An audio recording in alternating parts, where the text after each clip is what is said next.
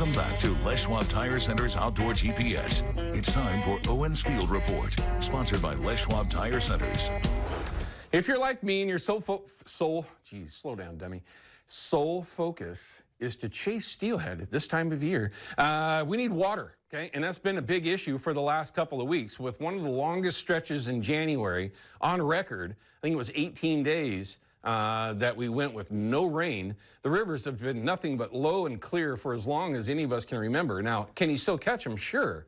But it makes it very difficult. The fish are very spooky. A lot of times, as cold as it's been, very lethargic. And to float different systems is very difficult in a lot of cases, unless you have a raft that you can utilize, which does make things a little bit easier, but not necessarily perfect.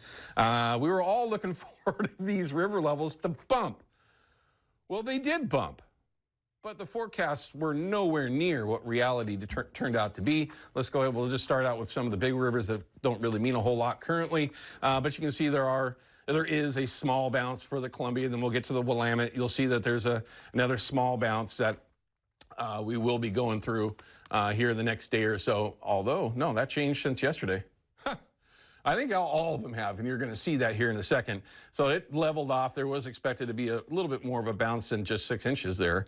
And you can kind of see when they have these tall tides, all you really want to look at is just the middle, which is just going to give you the average. So nothing really going on there, although I know that the folks that are spending time on the Willamette in the likely areas, there's been some interesting days, no question about it.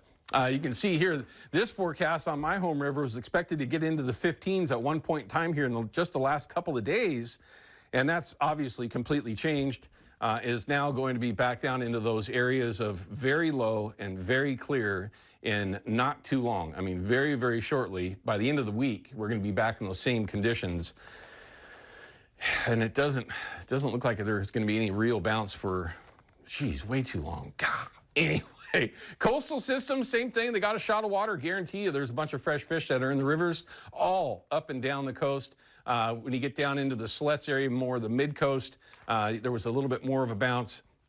And then, of course, you get a little bit further south, same thing. So very, very quick. Unfortunately, there is going to be you got to be positive, right? And how I look at this, at least to try to be positive, unlike my buddy out there that might be watching, it at least gave the fish a reason to push up into the rivers. Now they're going to run out of water. They're going to stall out. It's just going to make things tough again. But I will be chasing them as long as I can scrape my way through. Y'all know what I'm talking about. But if you want to get yourself something free, send Jason over there at Procure an email. He'll go ahead and you will go ahead and be entered in to be the winner of that prize pack. For this upcoming week. Should we take this call after we talk with Peyton, Brian? Okay, we'll go to Peyton first. Let's go ahead and check in with her now if we can. Hi, Peyton. Hey. How are you? Now, I kind of put you on the spot here when I opened up the show. I had mentioned that you have been spot on what your thoughts were. Last week, and you said, I don't really foresee this turning into much, and you were absolutely correct. A lot of folks were wrong. And it looks like things might even be getting a little bit less rain coming into the area. And that's the thing. We're just lacking moisture, Owen, and I think that's a problem because a lot of it's down to our south. And we are still having some scattered showers this morning, but it's just not super impressive. And a lot of that's kind of raining itself out in the coast range before it gets to the metro area. The coast is getting just a little bit of showers. Lincoln City's had even some sleet this morning. Tillamook also all the way up to Astoria. We've been tracking a little bit of rain. And then also, of course, the Cascades. We knew there'd be an additional maybe 2 to 8 inches, or excuse me, 2 to 6 inches in those areas that are highlighted in blue under a winter weather advisory. So definitely watch for slick roads if you're headed either to the coast or the mountains.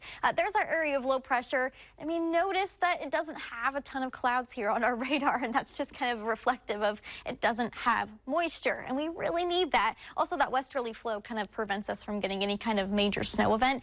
Notice down to our south, this is where the atmospheric river is and also where all of our moisture is getting stolen. Northern California, Southern Oregon getting some impressive rain.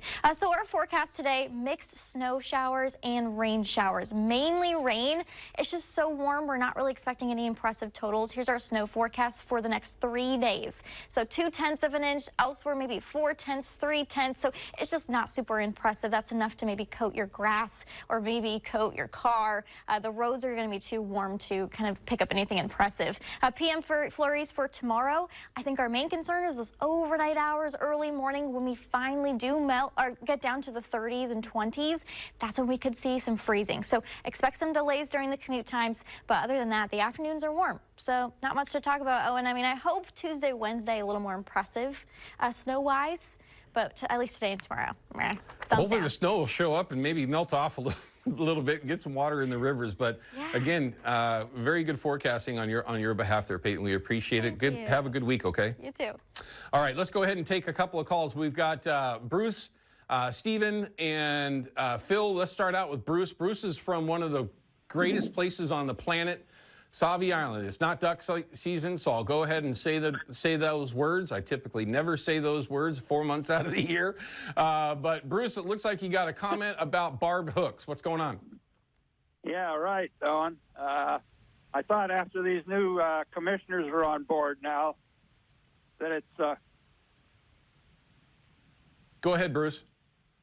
I just thought, Owen, that now that you have the new commissioners on board, that it was time to readdress this barbless hook situation in the Columbia River. It's plain and simple, Owen, that science doesn't support barbed hooks being used in the Columbia River. We're using them in the Willamette River, and fishing has changed. We have new nets where most of the guys are using wobblers and quick fish and spinners and 360s.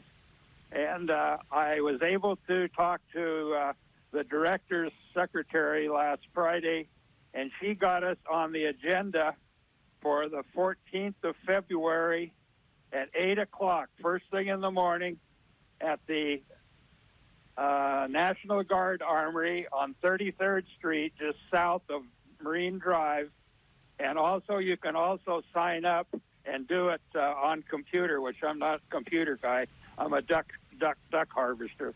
So anyway, we need to get all the support of everyone. And since the science doesn't really show that it's needed, these barbless hooks are nothing but a detriment to the fishing community. And as you know, it was supported by Dr. John Kitzhaber years ago. And it was between the Gillnet people and the sports people. And there's no reason for it. And now's our chance to do something. Bruce, great reminder of a ridiculous rule that was a concession made back in 2012, and it was really a really dumb move. There's no doubt about that. He mentioned the science there. There's a study out there that's pretty definitive. It's called the Tolman study. Look it up. It's pretty interesting.